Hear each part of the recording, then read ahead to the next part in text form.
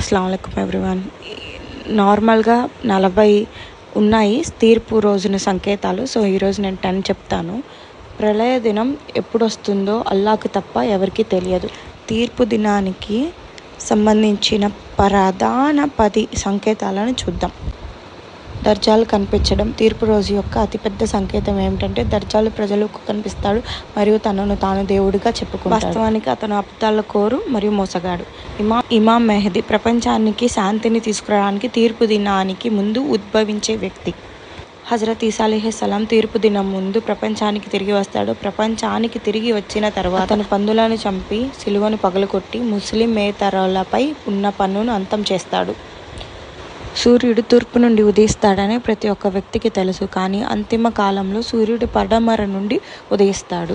పునరుత్థాన దినానికి ముందు భూమిని కప్పివేసే పొగ కనిపిస్తుంది. గోగ్